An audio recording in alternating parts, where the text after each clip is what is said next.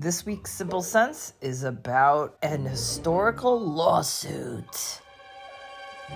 Henry Ford had built the Ford Motor Company, and he had some investors, and a couple of those investors decided to sue Henry Ford for the way he was running the business as the chief executive officer. While the investors, who were minority investors in the company, but they were investors nonetheless, they won the lawsuit. And to this day, this case is cited incorrectly by many folks in the business world, thinking that this decision allows investors to dictate how the company's run. So we'll talk about that. But more importantly, what really came out of this decision was what's called the Business Judgement Rule. And the Business Judgement Rule gives the owner of a company wide latitude to make decisions about the company. So that's what we're going to talk about today, Linda Ray.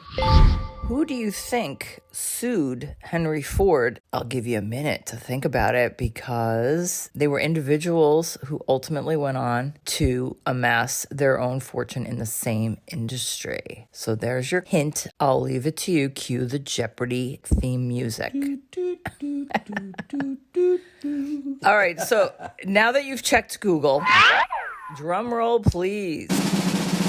The Dodge Brothers. So the Dodge Brothers were investors in Henry Ford's company, and Henry was making decisions about running the company. The company was sitting on a ginormous pile of cash at that point. And what Henry Ford wanted to do was build more factories, hire more workers, pay workers more money, and continue building the company that way. And he basically, in a meeting with the investors, the board of directors, etc., said, listen, this is how I'm going to do it. And no, I'm not going to take this pile of cash that we're sitting on and create a dividend so all of you folks get your money. I'm going to use the money to reinvest it in the company. And as the owner, the CEO of the company, I get to make that decision. Well, the Dodge brothers didn't like this. They wanted to be paid out their dividend, and that's why they filed a lawsuit. Henry, by the way, behind the scenes, he suspected that the real reason the Dodge brothers wanted access to this dividend that he would refuse to give was he had an idea, a suspicion, if you will, that behind the scenes they were secretly building their own car company. Scandalous. I have a gift for that, by the way. If you're watching this YouTube, it's popping up right now. Linda loves gifs and memes. So the Dodge brothers wanted this dividend. Ultimately, of course, he was right. Henry Ford was a smart guy and built this amazing company, not for the least reason that he was a really smart guy. So the Dodge brothers really were upset with this decision and this statement that he was not going to pay the dividend. And so they sued him in Michigan in state Supreme Court.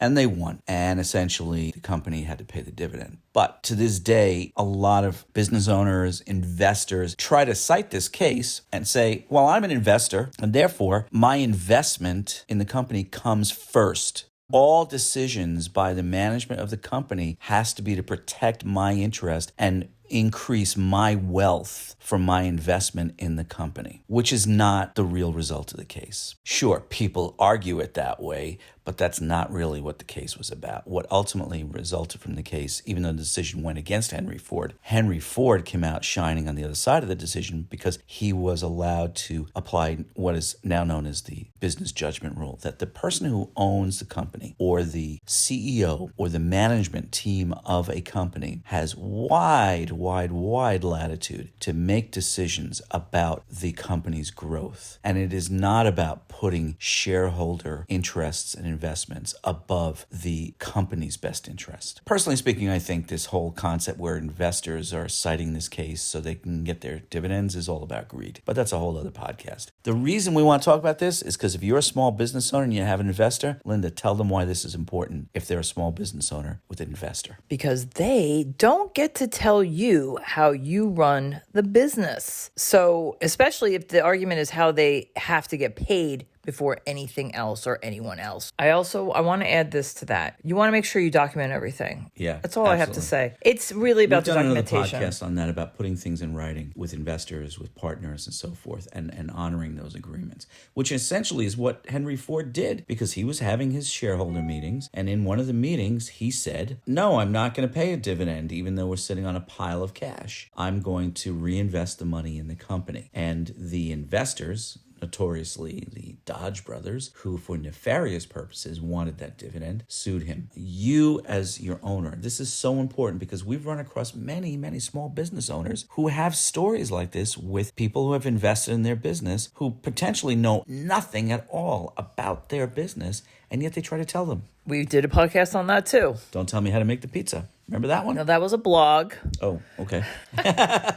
Both links are in the show notes below. So where do we go, Linda, with wealth and wellness suggestion for this concept? I think we actually covered it in that you should document everything about how you run your business, whether it's, the shareholder minutes that you hold every year, or you have a procedure manual, sort of an ownership operational manual or something. You want to make sure you document.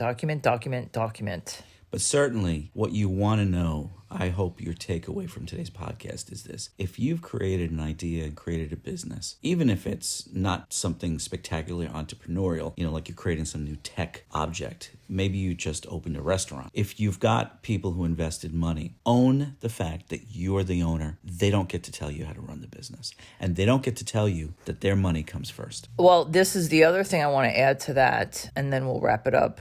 In your agreement, you probably should have some kind of provision that they have to acknowledge and sign that the owner of the company runs the business. I know there's a way you can do that. And that's why one of the things we talk about is documentation, is because if someone tries to ignore that it somehow becomes irrelevant, you need to have some meat behind it that it's enforceable. So you want to have it in writing. Put it in writing, but know that you run the business. You're the boss. Investors' money does not come first. The Business Judgement Rule tells you get to make decisions about the growth of the business. That's what comes first. All right. Well, I'm Linda Ray. I'm Trevor, at least for today. And this is Simple Sense for Small Business, mistakes we've made so you don't have to. Ciao. For now. See you next time.